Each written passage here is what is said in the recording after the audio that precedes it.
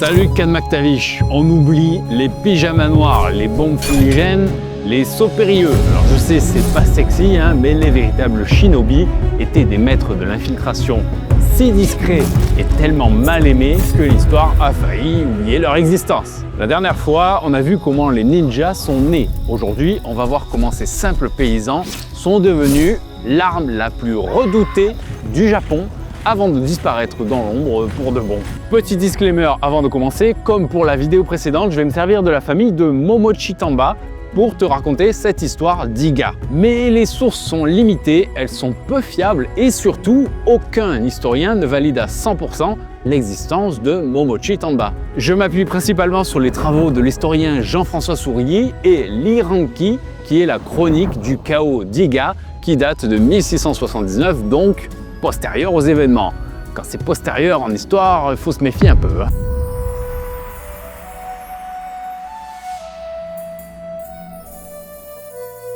On est en 1560. Momochi Tamba a 12 ans. C'est un petit homme qui suit les enseignements exigeants de son grand-père qui l'éduque à l'art du ninjutsu dans les montagnes environnantes de son village natal, Ojiro. Le ninjutsu, en réalité, c'est plutôt shinobi no jutsu et c'est l'art d'espionner, pas de combattre. Depuis 1477 et la fin de la guerre d'Onin, c'est l'époque du Sengoku. Il n'y a plus d'autorité forte, le pays se fragmente en une multitude de petits territoires dirigés par des daimyo. Ces seigneurs de guerre sont à la tête de clans et emploient les fameux samouraïs pour les seconder dans leurs ambitions. À ce moment-là, il faut voir un peu le Japon comme un battle royal géant dont la survie dépend de la puissance militaire, de la construction de châteaux fortifiés et du contrôle des axes principaux du pays. L'objectif de ces clans, devenir calife à la place du calife, ou plutôt shogun à la place du shogun, et prendre la capitale Kyoto. Alors c'est super simplifié dit comme ça, hein, mais c'est quand même un peu l'idée. Hein. Donc de 1477 à 1560, ça tabasse littéralement dans tous les sens. Hein. En plus, en 1543, les Portugais introduisent le mousquet, et en 1549, le christianisme vient rajouter de l'engrais sur les emmerdes du Japon. Dans les campagnes, c'est la terreur. À l'échelon politique, on retrouve cette éthique japonaise bien particulière, avec des protocoles et des codes stricts. Mais il y a une chose qu'ils ne font pas, que la pensée japonaise traditionnaliste de l'époque ne peut produire ou tolérer. Sur le terrain de la force brute et de la tactique, des décennies de guerre ont affiné les stratégies et affûté des combattants hors du commun. Mais il manque quelque chose à ce Japon, des agents secrets. Et c'est l'échec cuisant de l'attaque d'Omi sur Iga en 1505, qu'on a vu dans l'épisode précédent, qui ajoute ce petit supplément qui manquait aux daimyo pour s'imposer. L'art de la duperie, de l'infiltration, de l'incitation au désordre, de l'espionnage, de la manipulation et de la préservation de sa propre vie. Et oui, parce qu'un ninja mort, c'est un ninja qui est inutile. Le rôle premier d'un shinobi, c'est de s'assurer un itinéraire de fuite vers son employeur avant même de penser à l'aller. Il n'a pas systématiquement cet esprit de sacrifice envers sa mission et ne souffre pas non plus de la honte, comme par exemple les samouraïs. Ces hommes de l'ombre, ils sont capables de se transformer en aveugles, errant dans les tavernes pour écouter les bruits. Ils peuvent aussi prendre l'apparence de moines Kamuzo. Si tu as joué à Elden Ring, il y a un personnage qui leur ressemble un peu. Une particularité de cette caste de moines, c'est qu'ils portent un genre de panier sur la tête appelé Shipenkaza. Je te mets une photo là. Pour les autorités, ces moines, ils étaient considérés comme encore plus arriérés que les Yamabuchi. Donc là, pareil, je te renvoie à la vidéo d'avant. Arriérés, donc non dangereux, négligeables. Tu parles. C'est la couverture idéale du coup pour des shinobi qui cherchent à s'infiltrer incognito dans les campagnes. Momochi Tamba, il n'a pas mangé ni dormi depuis 3 jours. Ils marchent, ils escaladent et nagent en ne prenant que très peu de pauses. Son corps est poussé dans ses derniers retranchements. Il souffre, mais il se plaint pas. Conscient que son grand-père s'impose lui aussi la même discipline, même si lui ne semble pas en pâtir. Au détour d'un chemin, Momochi marche sur une branche sèche que le gel a rendue encore plus craquante. Il reçoit immédiatement un coup de canne sur le crâne, suivi de 2 mots, Shinobi Haruki. Son grand-père vient de lui rappeler douloureusement le concept de la marche silencieuse. Même épuisé, Momochi doit rester vigilant, maîtriser son corps et le sol qu'il foule. Parce que cet entraînement pourra un jour le sauver d'un plancher rossignol qu'on retrouve dans les châteaux et qui est conçu pour alerter des intrus.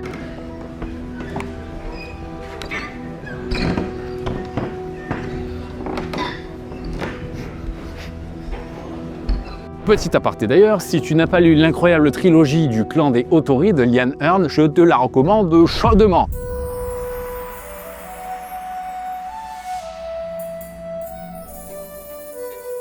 Tandis qu'ils continuent leur progression à travers les montagnes, son grand-père lui répète inlassablement les préceptes des shinobi.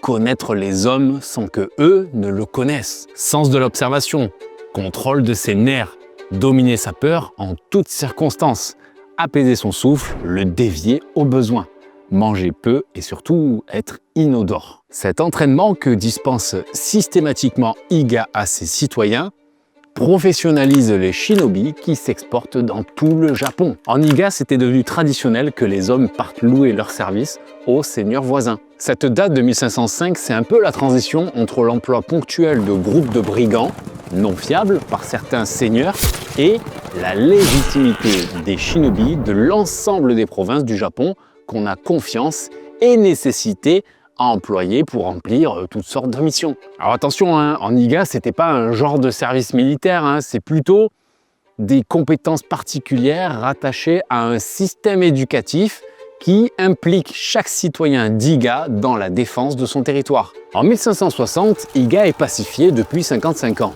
Considérée comme un territoire arriéré, en périphérie, la province, elle échappe à la lutte de pouvoir sanglante pour le contrôle de Kyoto et peut donc se permettre d'exporter ses meilleurs shinobi. Comme je te le disais plus tôt, Iga, c'est pas la seule à vendre ses compétences. Le clan Hojo, par exemple, emploie les Fuma, spécialisés dans le brigandage, la piraterie, l'attaque de nuit ou les cambriolages. Les Suppa, eux, sont au service du clan Takeda, dont Takeda Shingen créa les Mitsumono, littéralement une organisation d'espionnage composée de 3 branches, l'espionnage pur qui comprend l'infiltration de châteaux par exemple, le renseignement civil avec des gens déguisés en moines, en marchands, et le sabotage qui comporte des incendies, des empoisonnements de puits ou carrément des captures de messagers. Les shinobi, ils sont littéralement un nouvel outil qui permet aux seigneurs d'étendre leur pouvoir sans renier l'étiquette et le protocole. Il devenait possible de dépasser l'éthique en exploitant des hommes remplaçables qui ne partageaient pas les mêmes codes de conduite. L'époque du Sengoku a tellement exploité ces hommes que le mot shinobi apparaît même dans un dictionnaire jésuite portugais de l'époque. Preuve que c'est un mot relativement courant. La rémunération de ces groupes de shinobi professionnels, elle n'est pas toujours claire. En général, ils bénéficient d'un passe-droit de leur seigneur pour se servir en mission sous forme de pillage, de capture de femmes, encore qu'un peu moins plus tard, qu'ils revendent ensuite. Mais bon, plus tard, la négociation d'une solde devient plus généralement la norme en fait. Au XVIe siècle, c'est un indispensable. Chaque seigneur dispose de ses propres shinobi. D'abord pour assurer toutes les missions impossibles, mais pas seulement. Ils peuvent créer des barrages, des incendies pour simuler des mouvements de troupes, préparer l'attaque d'un château tout en étant infiltré à l'intérieur, pénétrer les défenses ennemies, agir comme force de police auxiliaire ou encore réguler les campagnes. Ils servent aussi bien sûr de force de contre-espionnage, quoi de mieux qu'un shinobi pour contrer un shinobi qui cherche à collecter du renseignement. Certains sont engagés dans les armées et deviennent des ashigaru, qui veut dire pied léger. C'est des fantassins sans armure, c'est les troufions, rien de prestigieux, mais il y a une distinction. Les ashigaru de jour, qui sont les fantassins, et les ashigaru de nuit, qui sont les ninjas. Alors je dis des fantassins sans armure, oui et non. Oui dans la plupart des armées de l'époque, mais non chez Oda Nobunaga, qui lui équipait correctement ses troupes et en plus les entraînait. Lentement mais sûrement, la paranoïa s'installe dans tout le Japon. On redoute plus que tout ces hommes de l'ombre qu'on ne voit jamais et pourtant qu'on perçoit partout. Et on voit l'apparition de fortifications anti-ninja appelées Shinobi Gaichi et qui sont composées de pieux en bois ou bambou autour des portes et fosses pour les empêcher d'escalader. Et dans les châteaux, on trouve les douves, les planchers rossignols dont je t'ai parlé un peu plus tôt, les plafonds bas anti-katana, les pièces secrètes dans lesquelles des gardes du corps sont en permanence dissimulés, des trappes sur les angles saillants des murs pour jeter des pierres et de l'huile bouillante. Mais même avec tout ça, si le ninja parvient à entrer, Il y a des protocoles de sécurité avec des rotations de chambres, des mots de passe qui changent pour circuler la nuit dans les couloirs du château. Et en réalité, il n'y a qu'un seul cas documenté d'assassinat par des shinobi, et un second qui est un échec, mais on en parle après. La vérité, c'est qu'employer un shinobi, c'était jugé comme déshonorant. Tout le monde le faisait, mais par derrière. Donc historiquement, il y a peu de traces, parce que victime ou commanditaire, on n'en parlait surtout pas, et l'auteur du meurtre, même potentiellement shinobi, lui, il restait secret pour continuer à travailler. C'est logique.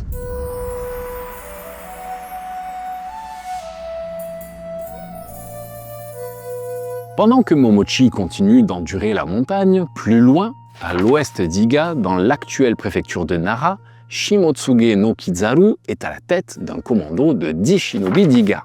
Ils ont été commandités par le clan Toichi, dont les dissensions internes ont éclaté alors que la pression de la guerre devient écrasante. Leur cible, Ueda, un officier ou un vassal clé dont la mort déstabiliserait la défense du château de Toichi. Ils attendent, tapis dans les buissons, environnant le domaine du château, en silence. Ils ont choisi de frapper cette nuit, sous une pluie battante, un ciel voilé que percent des éclaircies de croissants de lune par moment. C'est pas innocent. La pleine lune les rendrait trop visibles, et l'absence de pluie trop bruyant dans leur traversée des douves. Un puissant coup de tonnerre déchire le ciel. Les shinobi se lancent à l'assaut du château.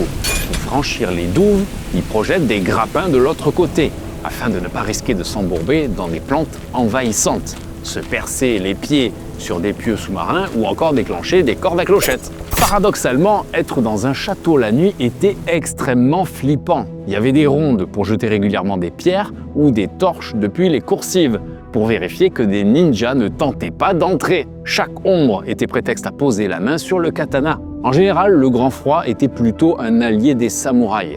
On a déjà retrouvé des ninjas morts de froid en surveillance. Pas de chance, cette nuit il pleut, donc il fait pas froid. Shimotsuge porte le surnom de Kizaru, qui veut dire le singe des bois.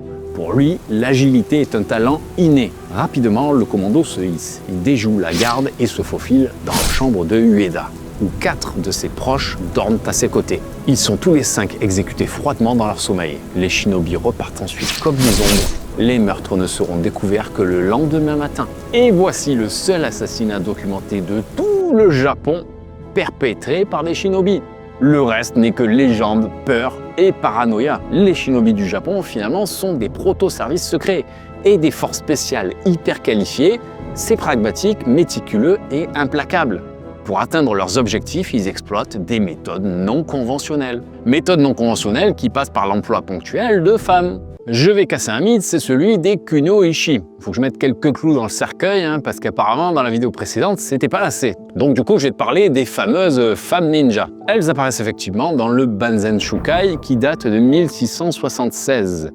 Postérieur donc à l'âge d'or des shinobi, en tant que technique kunoichi qui consiste à convaincre par tous les moyens possibles une femme de livrer des informations importantes. Kunoichi, ça apparaît plus tard en 1915 dans un dictionnaire d'argot japonais qui désigne une femme et non pas une femme ninja. Et dans l'histoire, on n'a aucune trace, aucun texte qui relate l'existence de femmes ninja ou de femmes s'étant entraînées au ninjutsu. Et la première trace de femmes combattantes serait en 1852 dans une pièce de théâtre sous les traits de l'héroïne Tsunade, experte en combat et en magie. Mis à part cette pièce de théâtre, aucune trace de femmes ninja dans les œuvres fictionnelles au cours de la période Edo, qui s'étend de 1600 à 1868. Par contre, à partir de 1907, c'est un florilège créatif. Que ce soit dans le Shoninki, qui est écrit en 1681, ou le Banzen Shukai en 1676, on retrouve de nombreuses mises en garde vis-à-vis des femmes. Se méfier d'elles, s'en servir habilement. La femme a un caractère changeant. Si on est attiré par les femmes, on ne peut pas être un bon ninja, etc., etc. Donc oui, la femme, elle a une place, mais en tant qu'outil pour qu'un shinobi puisse accomplir sa mission. Elles ouvrent une porte, elles transmettent de l'information, elles influencent peut-être même, mais les assassinats en costume de geisha, c'est de la pure fiction. On revient à notre temporalité, 1560. Les shinobi de toutes les provinces s'exportent dans le Japon, comme nous un petit peu en Europe avec les gardes suisses. On l'a vu, chaque groupe de ninjas peut avoir des spécialisations selon la province dont il est issu. Mais la renommée des shinobi d'Iga dépasse de loin celle de toutes les autres provinces. C'est très bien pour les affaires, mais d'un autre côté, l'attention des daimyo pourrait bien être attirée par le contrôle de cette mini-république qui, on l'a vu, n'en est pas réellement une. Donc à Iga, la paranoïa s'installe aussi. Ça fait plus de 50 ans qu'on est en paix et maître de son destin, mais bon, l'instabilité du pays fait craindre le pire. Aussi, on s'arme. Iga est à la pointe de la technologie, elle ne possède pas de fonderie massive, mais elle développe de gros canons à partir de troncs évidés de kaki ou de chênes qui sont cerclés de fer. Ils peuvent tirer que quelques fois avant de littéralement imploser, mais ils sont pas chers à produire. La province s'équipe aussi de canons à main portatifs, capables de percer les boucliers de bois. Iga est aussi précurseur du Kajutsu, qui est perçu comme une extension mystique et scientifique du combat, intégrant des éléments d'alchimie pour manipuler l'élément feu, Kaji, à partir de composants terrestres. En gros, ils fabriquent des bombes à main, des mines enterrées reliées à des mèches lentes. Ils étudient même la balistique et orientent des mortiers artisanaux directement sur les chemins à défendre. L'ensemble du périmètre montagnard, déjà bien protégé par toutes sortes de pièges, est équipé d'artillerie camouflée à l'aide de filets de végétation pour renforcer l'impact psychologique de leur utilisation. Parce que finalement, l'avantage principal d'Iga, c'est sa configuration géographique. C'est une cuvette qui est entourée de montagnes dans lesquelles sont répartis des centaines de manoirs de défense. On sait par où l'ennemi peut entrer, on le sait à l'avance et on sait l'itinéraire qu'il devra suivre pour atteindre la vallée. Iga, c'est une forteresse naturelle augmentée par la science du combat des shinobi.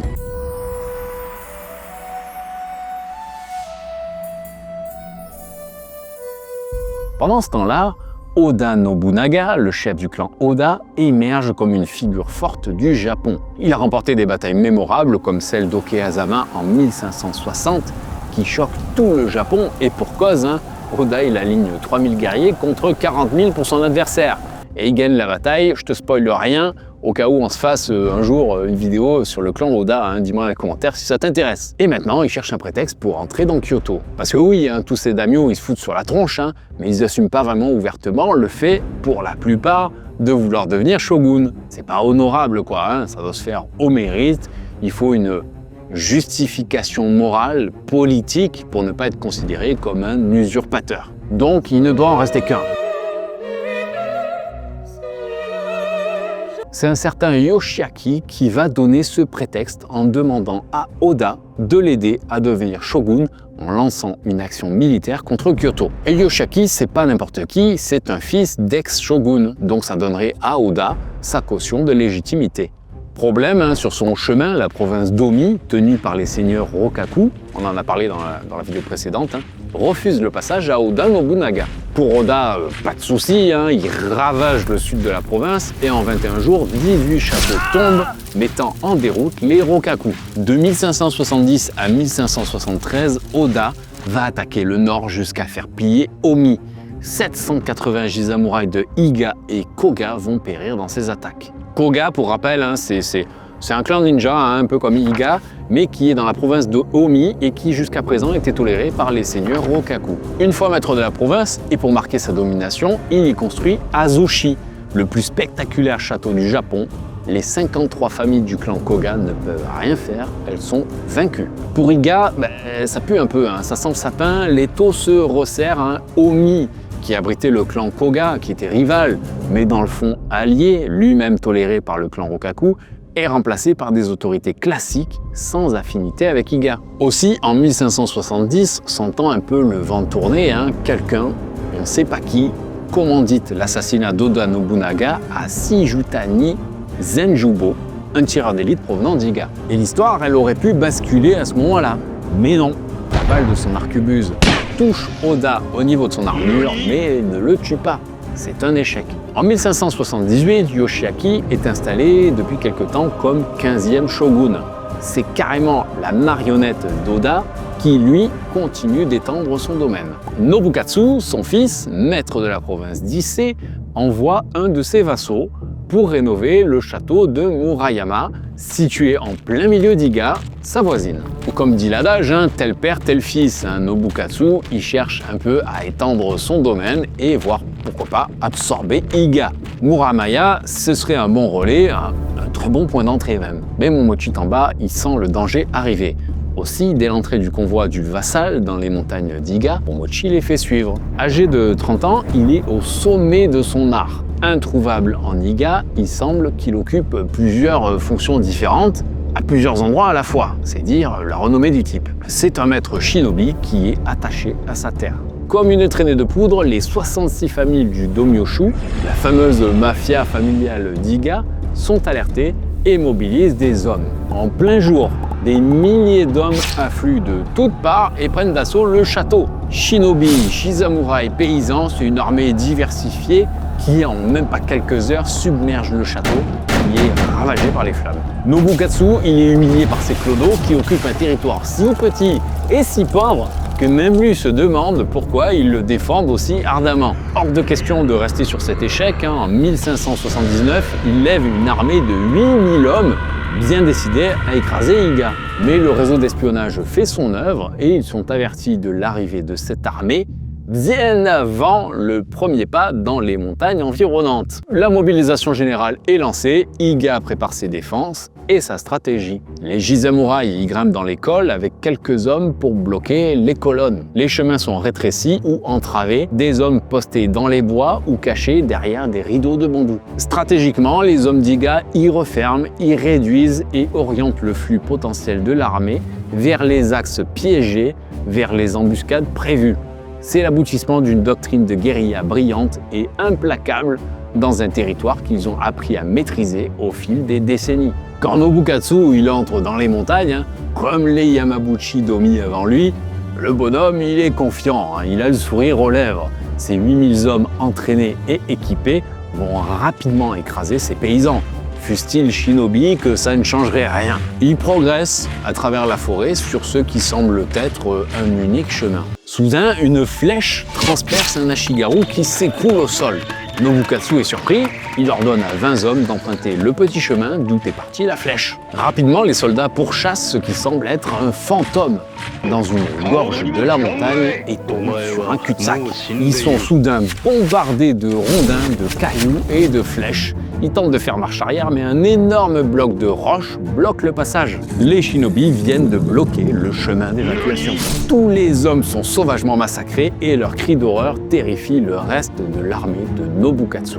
Ils continuent malgré tout la progression, mais des mines sont déclenchées, estropiant ou incendiant des hommes malchanceux. Des portions de chemin entières sont noircies par l'impact continu de bombes projetées depuis des mortiers artisanaux, depuis des flancs opposés. C'est un carnage, l'usure des troupes est effarante. Nobukatsu, il a tué aucun homme d'Iga. Il ne les voit pas, il en prend plein la tronche et son armada, elles fond comme neige au soleil. Le moral, je peux te dire qu'il est extrêmement bas. Il parvient néanmoins dans la vallée. Enfin, il va pouvoir affronter Iga en bataille rangée et les écraser pour de bon. Mais non, il n'y a personne. La nuit, des attaques à l'improviste harcèlent l'armée de Nobukatsu, peu importe l'heure, et parfois plusieurs fois dans la même nuit. Il y a énormément de soldats qui désertent, qui sont terrorisés par ces ombres qui les tuent à petit feu. On l'a vu, les hommes d'Iga, ils sont capables de rester embusqués pendant de nombreuses heures d'affilée. Et là, ils attendent systématiquement que la pluie tombe pour attaquer. La poudre noire humidifiée rendant inefficaces les arquebuses, leur permettant de massacrer les hommes au corps à corps. Certaines étendues d'eau sont piégées à l'aide de fausses pousses de riz lestées par des cordelettes et des pierres. Quand les soldats y marchent dedans en pensant avoir pied, ils s'enfoncent et ils se noient à cause du poids de leur armure. Il y en a d'autres qui tombent dans des fosses creusées dans le sol. Alors non contents de se fracasser en tombant, ils sont achevés à l'aide de petites grenades de poudre noire et de ferraille enrobées de papier. Imagine-toi un peu le carnage du truc. Un autre truc effrayant, c'est que certaines nuits, des torches sont allumées dans les arbres sur des flancs de montagne opposés, donnant l'illusion d'une armée géante qui campe non loin de Nobukatsu. Et le pire, c'est que les sources ne mentionnent même pas la présence de shinobi. Mais bon, cette façon de combattre est propre à ces hommes. La stratégie ici, c'est d'user, de fatiguer, d'intimider les hommes de Nobukatsu. Et c'est redoutablement efficace puisque cette campagne est un échec. L'ennemi est introuvable, une grosse partie de son armée est massacrée, Nobukatsu a perdu des généraux importants, il a connu un taux de désertion hallucinant et il finit par fuir lâchement. Et toute cette campagne, elle s'est faite sans l'aval de son père, Oda Nobunaga.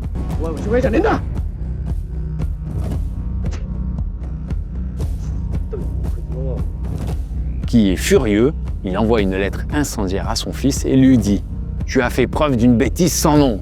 On n'attaque pas Iga sans une préparation totale. Tu as mené cette attaque sans m'en avertir par pure vanité. Un tel acte de stupidité est impardonnable. Si tu ne montres pas un mérite exceptionnel à l'avenir, je te renierai et je couperai tout lien avec toi. » Oda, c'est un génie militaire qui ne supporte pas l'incompétence. Lui, il sait qu'Iga abrite des guerriers professionnels. Ce ne sont pas les simples paysans que son fils imaginait.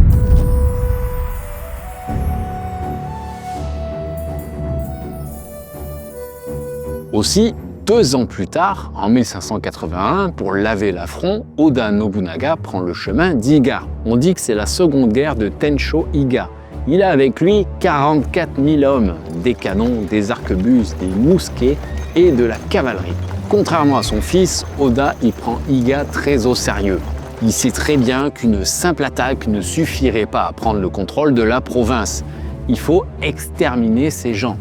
Il divise ses forces en 6 groupes qui attaquent la province de toutes parts. Iga compte environ 10 000 forces combattantes, incluant Ji-samouraï, paysans, miliciens et shinobi. Des signaux d'alarme de fumée s'élèvent de toutes parts dans les montagnes, signalant l'arrivée de l'envahisseur.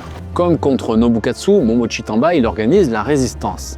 Certaines ruses fonctionnent toujours, d'autres un peu moins. Attacher des flambeaux dans les arbres par exemple pour faire croire à une supériorité numérique la nuit, ça marche plus, hein. Le rapport de force est écrasant et les 6 attaques simultanées empêchent une cohésion dans la stratégie de guérilla. Les hommes d'Iga, ils se retrouvent par moments à 1 contre 100. L'étau Nobunaga se referme progressivement, les manoirs, les temples, les pagodes, les sanctuaires, tout est brûlé sur leur chemin. Il y a également de nombreuses trahisons du côté d'Iga, des hommes qui ouvrent les portes des manoirs sans combattre et qui acceptent de guider l'ennemi dans les terres. Et en réalité, ça va très mal pour Iga, qui recule jusqu'à 2 places fortes. Le château Ijiyama, devenu le point de ralliement pour les forces Iga du nord, et le château de Kashiwara dans le sud.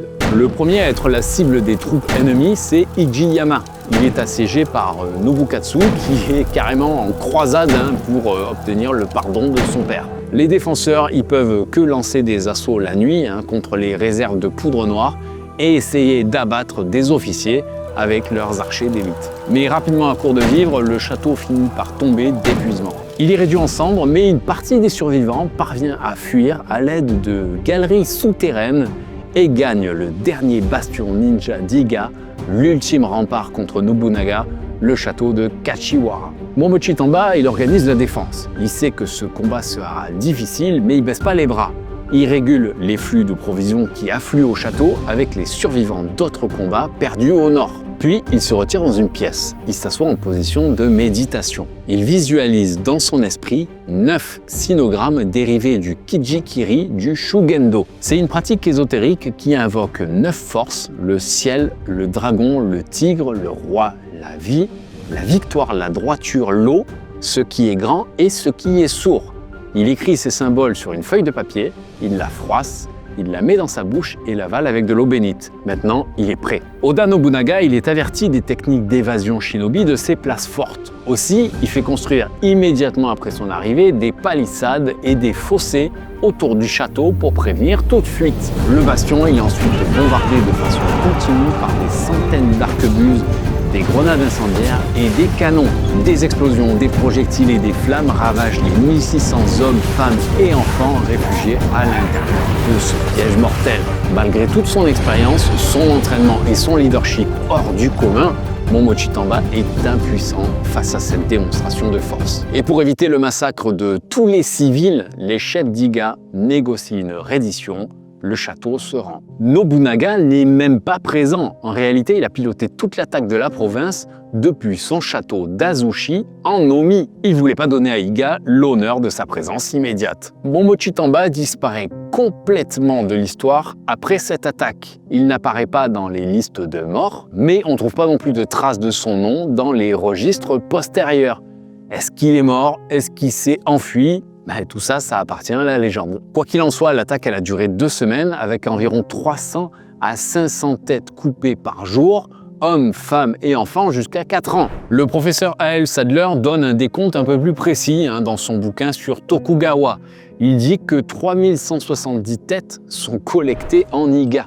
Tout est brûlé, les villages, les lieux de culte, de rassemblement, les places fortes, il reste plus rien. Les campagnes sont pillées, les fuyards pourchassés dans les montagnes et exécutés. Iga est détruite, incendiée, c'est la fin d'un rêve pour ces hommes courageux. Pour Oda Nobunaga, l'honneur du clan Oda est rétabli. Mais bon, une traîtrise lui coûte la vie 1 an plus tard. En 1584, Iga est pacifiée. C'est une province comme les autres sous l'autorité d'Hideyoshi, le successeur de Nobunaga. Hideyoshi qui refuse le statut de samouraï aux Jisamurai d'Iga, leur imposant un retour à la vie de paysan.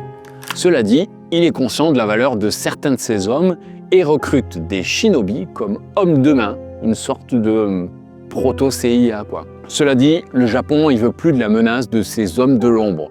Aussi, en 1613, un édit force les Yamabuchi à s'affilier à l'une des 2 branches du Shugendo sous le contrôle de 2 écoles, Tendai et Shingon. C'est la fin de l'anonymat. Les Yamabuchi doivent s'enregistrer dans des registres officiels.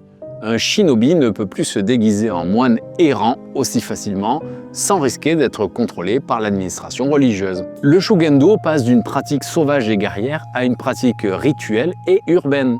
Les secrets des montagnes sont devenus des documents administratifs. En contrôlant les 2 écoles, Tendai et Shingon, le shogunat a réussi à couper les réseaux d'information privés que les clans de shinobi utilisaient depuis des siècles. Et c'est précisément à partir de cette période que les ninjas ont commencé à se transformer. Faute de guerre et de montagnes libres, ils se convertissent en escorte, en protection et entretien de bâtiments, en gardien de porte ou encore en écrivain pour consigner leurs techniques dans des manuels comme le Banzen Shukai pour ne pas qu'elles s'effacent. En 1614, le shogun interdit aux fameux samouraïs tête de panier d'être plus de 2 au même endroit, de jouer de la flûte, et seuls les samouraïs peuvent désormais rejoindre cet ordre. Au XVIIIe et XIXe siècle, le peu de ninjas restants s'entraînaient avec moins de ferveur.